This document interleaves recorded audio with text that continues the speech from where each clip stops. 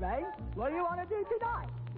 Same thing we do every night, Pinky. Try to take over the world.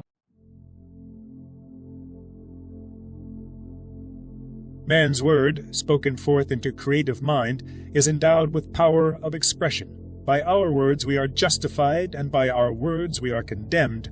Our word has the exact amount of power that we put into it. This does not mean power through effort or strain, but power through absolute conviction, or faith. It is like a little messenger who knows what he is doing and knows just how to do it. We speak into our words the intelligence which we are, and backed by that greater intelligence of the universal mind, our word becomes a law unto the thing for which it is spoken. Jesus understood this far better than we do. Indeed, he absolutely believed it, for he said, "Heaven and earth shall pass away, but my words shall not pass away till all be fulfilled." This makes our word inseparable from absolute intelligence and power. Now, if any word has power, it must follow that all words have power. Some words may have a greater power than others, according to our conviction, but all words have some power. How careful, then, we should be what kind of words we are speaking. All this goes to prove that we really are one with the infinite mind, and that our words have the power of life within them, that the word is always with us and never far off. The word is within our own mouth. Every time we speak, we are using power. We are one in mind with the whole universe. We are all eternally united in this mind with real power. It is our own fault if we do not use this truth after we see it. We should feel ourselves surrounded by this mind, this great pulsating life, this all-seeing and all-knowing reality. When we do feel this near presence, this great power and life, then all we have to do is to speak forth into it, speak with all the positive conviction of the soul that has found its source, and above all else never fear but that it will be done unto us even as we have believed. What wonderful power, what a newness of life and of power of expression is waiting for those who really believe. What may the race not attain to when men wake up to the real facts of being? As yet the race has not begun to live, but the time is drawing near. Already thousands are using this great power, and thousands are eagerly watching and waiting for the new day. Why belief is necessary? Always when we pray we must believe. Our idea of prayer is not so much asking God for things as it is believing that we already have the things that we need. As we have said before, this already, believing is necessary because all is mind, and until we have provided that full acceptance, we have not made a mold into which mind could pour itself and through which it could manifest. This positive belief is absolutely essential to real creative work, and if we do not at present have it, then we must develop it. All is law, and cause and effect obtained through all life. Mind is cause, and what we term matter, or the visible, is effect. As water will freeze into the form that it is poured, so mind will solidify only into the forms that our thought takes. Thought is form. The individual provides the form. He never creates or even manifests. That is of himself. There is of himself. There is something that does all this for him. His sole activity is the use of this power. This power is always at hand, ready to be spoken into, and at once ready to form the words into visible expression. But the mold that most of us provide is a very poor one, and we change it so quickly that it is more like a motion picture than anything else. Already we have the power. It is the gift of the Most High in its finite expression. But our ignorance of its use has caused us to create the wrong form, which in its turn has caused mind to produce the form which we have thought into it. From this law of cause and effect we may never hope to escape, and while we may think of it as a hard thing at first, yet when we understand, we shall see it as absolute justice, without which there could be no real self-acting individual life at all. Because of our divine individuality, even God may have to wait our recognition of him and his laws. People in business will do well to remember this, and so to form their thought that they will be willing to receive what they send out. No thought of discouragement or disorder should ever be created, but only positive assurance, strong thoughts of success, of divine activity, the feeling that with God all things are possible, the belief that we are one with that great mind. These are the thoughts that make for success. The realization that we are dealing with one and not with two powers enables us to think with clearness.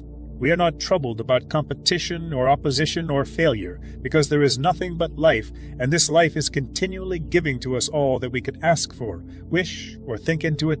We can now see how essential it is that thought should be held one-pointed, that we should think always and only upon what we want, never letting our mind dwell on anything else.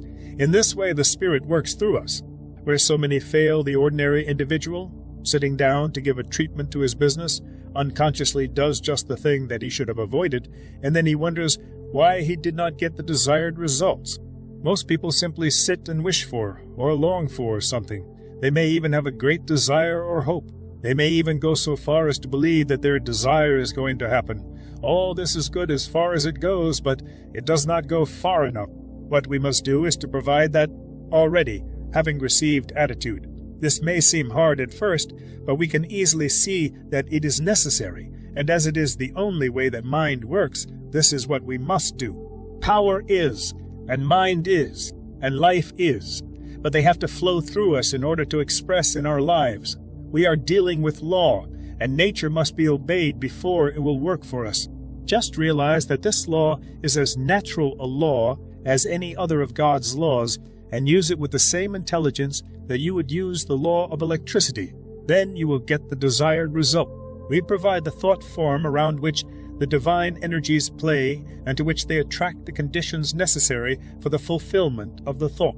When we give a treatment, this is all that we have to do. But before we can do even this, we have to clear our minds of all fear, of every sense of separation from the divine mind. Law is, but we must enforce it or use it in our own lives. Nothing can happen to us that is not first an accepted belief in our own consciousness. We may not always be aware of what is going on within, but practice will enable us to control our thought more and more so that we shall be able to think what we want to think, regardless of what may seem to be the case. Each person has within himself the capacity of knowing and making use of the law, but it must be consciously developed. This is done by practice, and by willingness to learn and to utilize whatever we know so far as we have gone. The individual who has the most power is the one who has the greatest realization of the divine presence, and to whom this means the most as an active principle of his life. We all need more backbone and less wishbone. There is something which waits only our recognition to spring into being, bringing with it all the power in the universe. Using the imagination, just imagine yourself surrounded by mind, so plastic, so receptive, that it receives the slightest impression of your thought. Whatever you think it takes up and executes for you. Every thought is received and acted upon, not some, but all thoughts. Whatever the pattern we provide, that will be our demonstration. If we cannot get over thinking that we are poor, then we will still remain poor. As soon as we become rich in our thought, then we will be rich in our expression. These are not mere words, but the deepest truth that has ever come to the human race. Hundreds of thousands of the most intelligent thinkers and the most intelligent thinkers and the most spiritual people of our day are proving this truth. We are not dealing with illusions, but with realities. Pay no more attention to the one who ridicules these ideas than you would to the blowing of the wind. In the center of your own soul, choose what you want to become, to accomplish. Keep it to yourself. Every clay in the silence of absolute conviction, know that it is now done. It is just as much done, as far as you are concerned, as it will be when you experience it in the outer. Imagine yourself to be what you want to be. See only that which you desire. Refuse even to think of the other. Stick to it. Never doubt. Say many times a day, I am that thing. Realize what this means.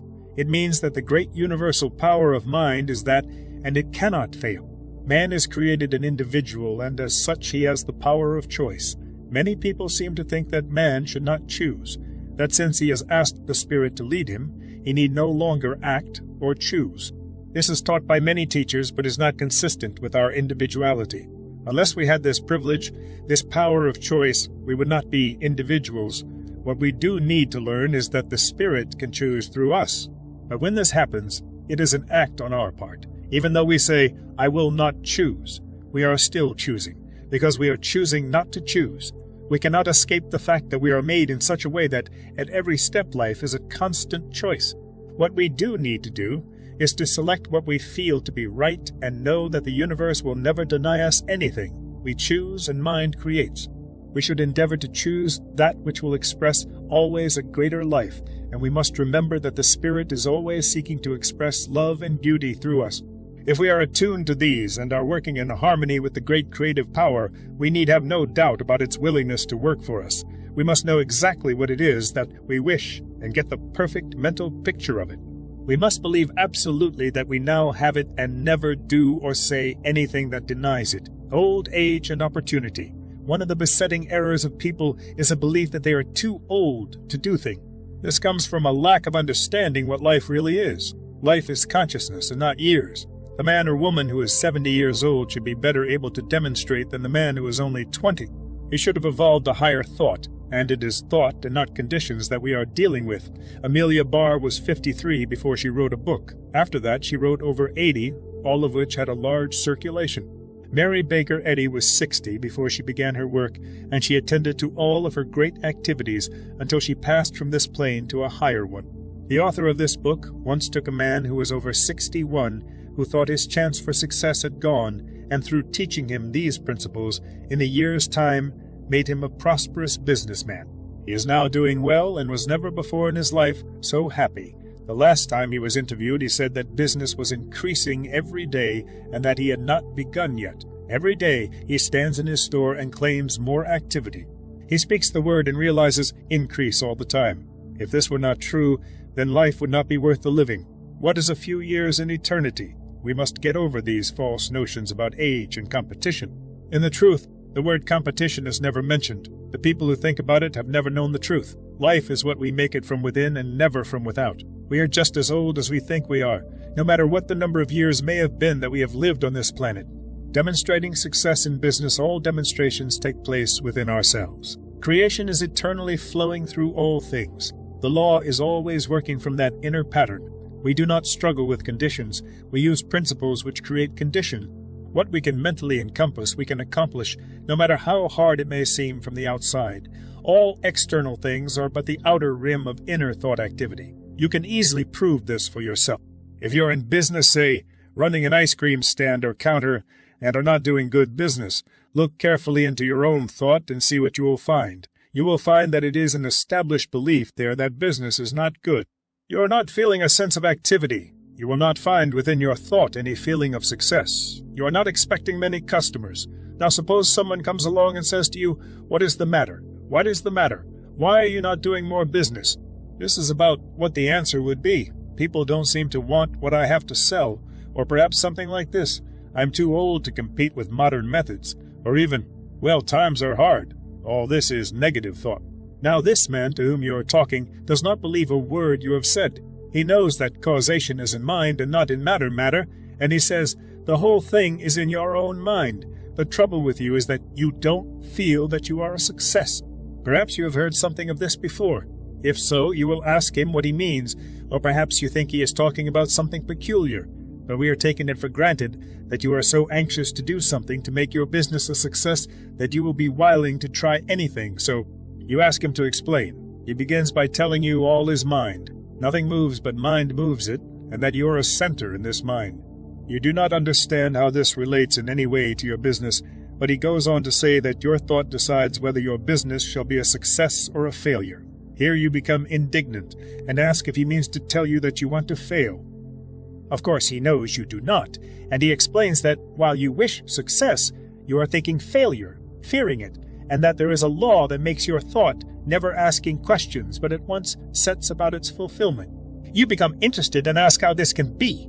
In return, you are asked this question: how did anything come into being?